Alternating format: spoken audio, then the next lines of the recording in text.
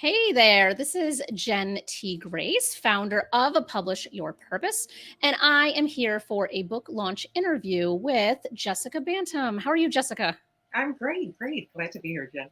Yeah, I'm just, as we were talking right before we went live, I'm really excited about your book and your work. And I think just the timing of this book is really important. So I will show a quick visual, but I would love if you could just tell those who are watching just a little bit about the book to start.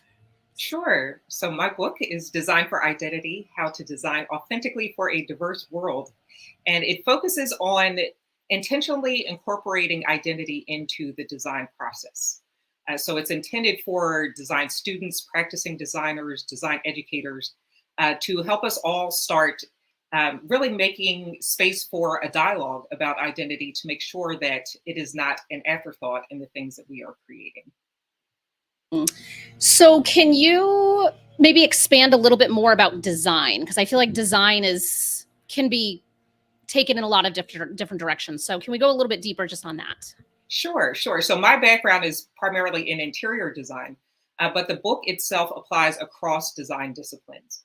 So the concepts of they pertain to graphic design, fashion design, UI UX design, product design, architecture. So anything where where design is a feature, any possible discipline within that field, these concepts apply to that. Perfect.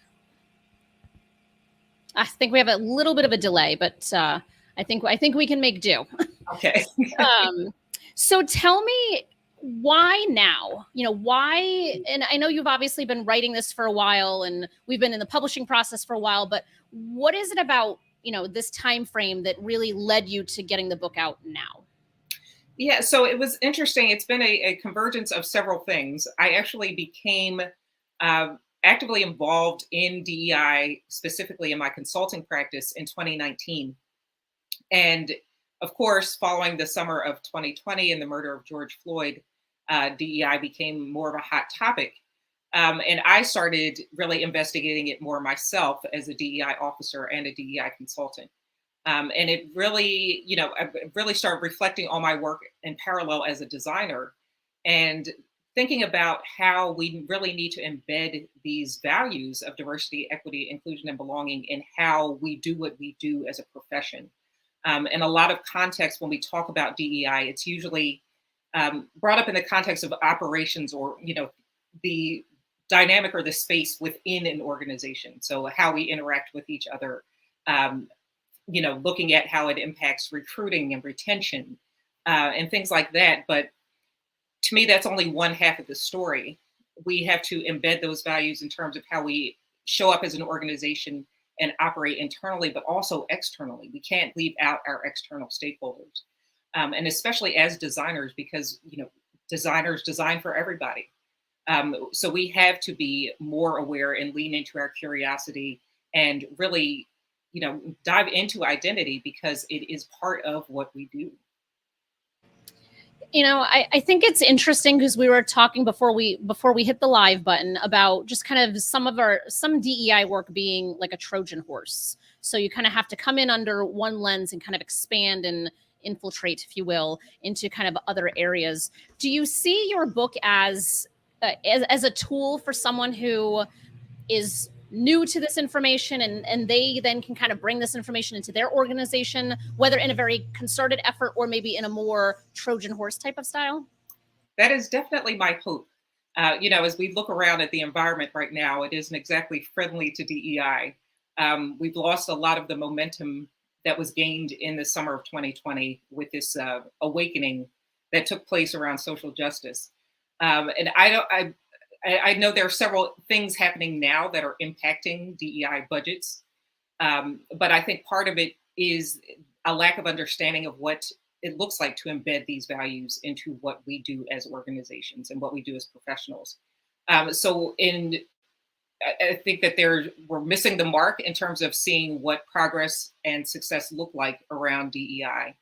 And when it comes time to slash budgets and cut out some line items, if you don't really comprehend the impact of something, it's going to be one of the first things to go. Um, but that doesn't diminish the importance of DEI and embedding these values. And my hope is that by design professionals and design students reading this book, that they'll start to incorporate some of these concepts into what they do on a daily basis.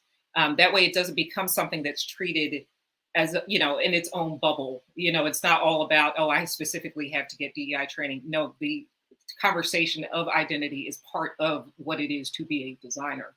And I think that's actually how it can have the most impact as well, because it's not an extracurricular thing. It's not something you have to get into outside of what you do, in the parameters of your practice and what you normally do.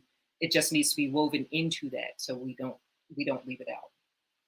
Yeah, and I think that makes a lot of sense. And what I really enjoyed, I remember when our first conversation, which I don't even know at what point that was. It was a while ago because it does take a while to get a book out. But I remember talking to you and thinking, what a refreshing take on the DEI space. Because in PYP, we have a lot of books and a lot of authors that we support that are in the DEI space, but just your different vantage point and lens to it, just bringing in, like you were saying, your interior design background, I feel like is so awesome. And also the fact that it's called Design for Identity. You have, even using the word identity instead of any number of other acronyms or longer, more I don't want to say polarizing, because I don't think the word equity should be polarizing. I don't think DEI should be polarizing, but unfortunately we're in a climate where a lot of times it can be. But I'm curious the kind of the origin of your title, because I really do think it's a perfect title because it says so much in a very digestible type of package. So what was your process for that? It truly was a process, because my my working title for a long time, and I knew this wasn't going to be the ultimate title, was Designing with Cultural Competence, because that's basically what it's about. That concept of cultural competence, meaning having the ability to understand, appreciate, and interact with people from different cultural backgrounds and different belief systems from your own. And I think that even that definition kind of gets more to what I wanted people to take away even from the title. Just like you said, DEI in general, and each of those terms individually can be kind of polarizing because so much energy has been associated with them. So I knew I wanted to find some other way to get to those principles. And identity feels like the most comprehensive way. Even when we think about just saying culture and cultural competence, a lot of times people's minds go to race and ethnicity. And while they are very key elements of our identity, they are not the whole of anyone's identity. I wanted to incorporate the concept of intersectionality into this broader conversation too. And that's what I feel like identity does, because if any of us could take 5 minutes, and if somebody said, write down everything that makes up your identity, there would be so many different things that are covered. And I want this conversation about identity to be that comprehensive. Because we can't lean on only a few things, and we also can't think that our exploration of identity can only be boiled down to maybe 5 dimensions of who we are. There's just so much to us, and so much that's then inherently going to be different when you're talking from one group, moving from one group to another, even if they may identify similarly on certain elements. We can't neglect the fact that there are going to be so many other differences, and we as designers have to be conscious of that and make the space to explore that. I think that's just the perfect framing for it, because I think so often, in DEI work, it really is just looking at a couple of dimensions of who somebody is. And like this really just helps people explore all of the dimensions of identity. And I think that is which is why I was like, oh my God, this book needs to be out there. Like this is it's just such an interesting take. Cause you're right. Like if you were using unconscious bias or cultural competency or any of those words, I think it would inherently kind of narrow the audience of who might actually just pick this up out of genuine curiosity. Exactly. And even in having conversations, I've done a couple talks recently where there have been some workshop components. And I've had people talk through identity-related exercises and activities. And even hearing the depths of identity that they've talked about among themselves has been really like, to me, it's been heartwarming because I think we all need to recognize all of who we are so that we can embrace all of what other people are as well. I think that's a hurdle that a lot of people can't get past to even get into diversity, equity, and inclusion in a meaningful way, because you can't talk about identity without examining your own. And I think that that's really the hang up for that's the hang up for a lot of people, and the challenges they have embracing other identities come down to what they can't wrap their minds around, sometimes even about themselves, but otherwise just, they just either haven't been exposed, or their perspective is just not broad enough to encompass the fact that other people live differently and that they don't have to explain that, and that is their reality, and that is just what it is, and we can all coexist because we have been, even whether you knew it or not, about somebody else's identity. But yeah, then we definitely have to take space and time for that exploration. Yeah. And I think what's also interesting is that it feels more inclusive this way, right? Because it's designing for identity, which means so many different things. And it is inclusive of maybe the straight cisgender white man who wants to be part of this work, but doesn't really know where they fit in or belong. And so using something like identity, like no one's going to ever deny or say like, oh, I don't have an identity, right? Like, or Right. identity is meaningless to me. That would never be a statement. Exactly. And that's come up in conversations, even hearing perspectives from white cisgender men in these conversations, where when we get beyond just those aspects of who we are, we talk about commonalities like where we grew up, where we're from, the types of schools that we went to, the size of our families. Like, there are so many other things and ways that we can connect, that I think when we make that space, I've seen even in those instances, that those people also feel like, oh, okay, I do have a place in this conversation. We all have a place in the conversation, and it won't be a conversation if we're not all part of it. So I feel like that even that term and that idea of identity kind of does open that door for that kind of conversation. Yeah, I wish I loved so much. What is this? So thinking about kind of the evolution of you as a DEI practitioner, as a consultant, just as a human, what is this book, both maybe your hope and what's actually happening? How are you hoping that this book kind of propels you in your profession? Well, I definitely hope that it positions me to get out there and to really create a platform to talk about these issues and talk about these concepts, rather, in many different environments, because it's just not happening. It's not happening in academia. I know that from my own experience as a student, and also, in the many years since, and then out in the profession, it's not a topic. So I want to start the dialogue in as many places as possible. I also am envisioning a Design for Identity Academy, where design educators and practicing designers can come together and talk through what it looks like to adopt these concepts, what it looks like and it sounds like on a day-to-day basis to incorporate identity into how we approach design. Because I feel like there's just a space. This is a gap, but it also represents such a huge opportunity.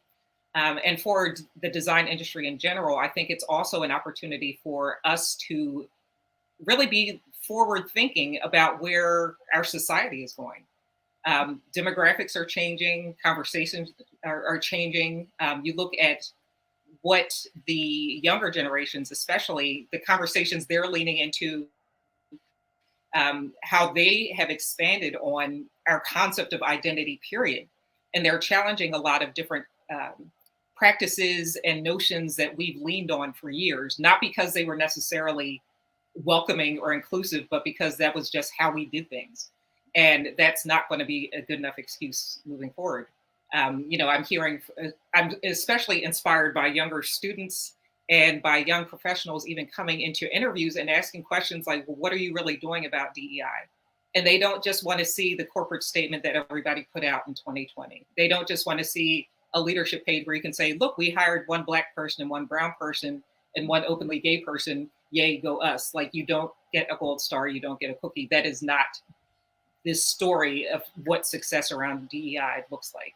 Mhm. So I want this to be part of the norm of the conversation in design, and I want also for consumers to feel like they can start seeing more of themselves in what we're producing and what's being created around them and for them. Mhm. Yeah. Yeah, there's just so much here. So much here and so much potential, right? Because there's Right. just we are in a time where there's a lot of social reckoning occurring, but what you're speaking to is kind of that student body that is not going to tolerate it, and that's going to be the interesting transition to see in corporate places, in corporate workplaces, in spaces to see. Okay, there's these young people that your tokened statement that you created is not going to fly, and I love that because it's still going to take time, obviously, before this shift occurs, but I feel like we're probably on the precipice of some kind of significant shift, at least in our careers, right? Like it's still, and will that mean that we have the equality and equity that we're all looking for? Still probably no, but we're going to be closer to it at least. Exactly, exactly. I'm hoping to plant some seeds. May Absolutely. not see them, come to harvest, but I am hoping to plant the seeds. Yeah, absolutely. And so if someone is kind of watching this, they're intrigued, they're curious about you as a person, what is the best place for them to kind of, or best way for them to contact you? Sure. The best way is probably my website, jessicabantom.com. But I am also active on LinkedIn and Instagram. So if you could just look up Jessica Bantom on either one of those. Thankfully, Mhm. it's not, a super common name, so you should land on me.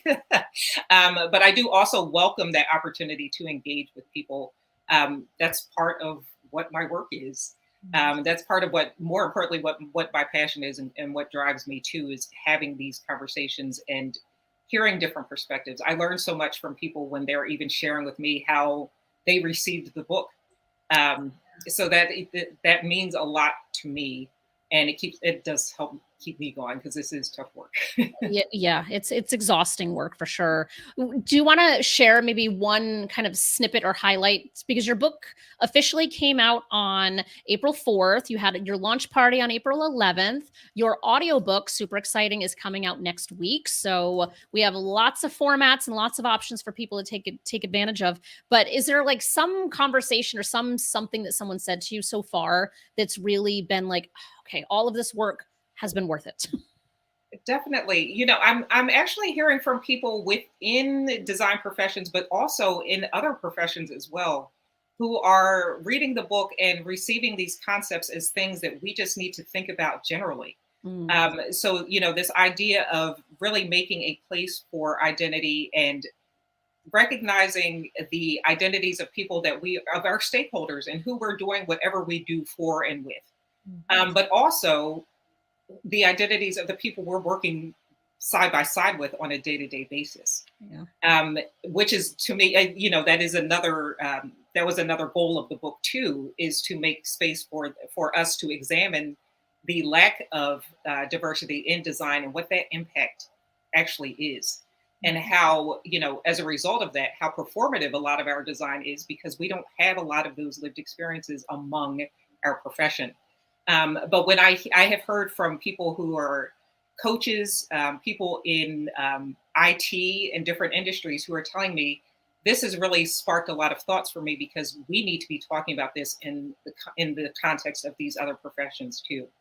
And honestly, we talked about the title. When I was thinking about it, I was like, I really was hoping maybe somebody else will pick up this idea and run with it. And there can be an education for identity. There can Mm. be consulting for identity. There can be practicing medicine for identity, because all of the concepts really do uh, apply kind of across the board. We all need to really be thinking about what what are the impacts of um, not paying attention to identity in executing our work, and Mm. how could we improve what we do as a profession by making space for that conversation, that acknowledgement of identity, and then also how can we honor that identity, and how we work with each other and how we work for and with our customers. Mm. I love that. And I would not be surprised if you end up circling back in not too distant of a future, being like, hey, I think I should do consulting for identity now. It could be a thing. We'll see. It'd be like the whole Chicken Soup for the Soul series, where you can have Right. a whole. It was an interesting idea because you could have co-authors from different industries who kind of bring their industry perspective in, and you have your perspective from this lens. So just planting the seed. Doesn't hurt. Never does. Well, this has been fantastic. I'm so excited that your book is out and it's in the world and it's starting to already create an impact, and it hasn't even been a full month since it's been out. So this is what really just kind of motivates me as a person and as a publisher to really just continue to elevate and amplify all of your incredible work. And so, as I had mentioned, it is available in paper, ebook, and audio format. So wherever your location of choice is to purchase books. If you want to support an independent bookstore, you can go to bookshop.org. They are fantastic. They are certified B Corp, which is also what PYP is, which means we just have a higher commitment to environmentally responsible practices and socially conscious ways of being as an organization. So I'm a big fan of bookshop.org, and they also support local independent bookstores as a result.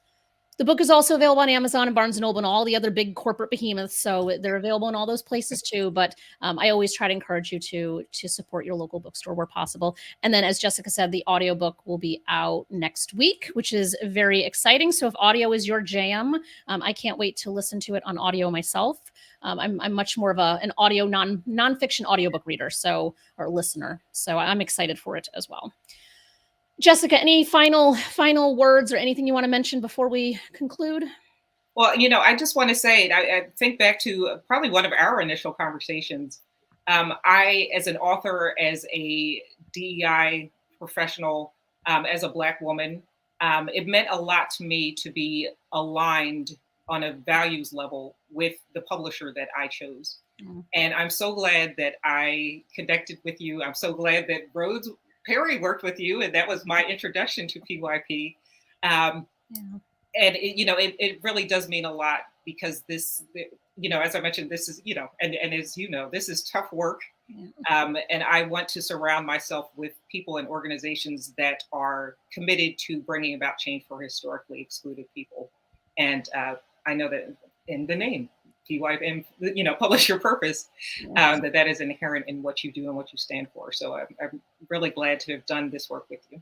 Oh, thank you for saying that. I feel exactly the same way. It's just like, this is the whole point, is to really just partner, collaborate, and elevate what each other is up to. And your work is fantastic.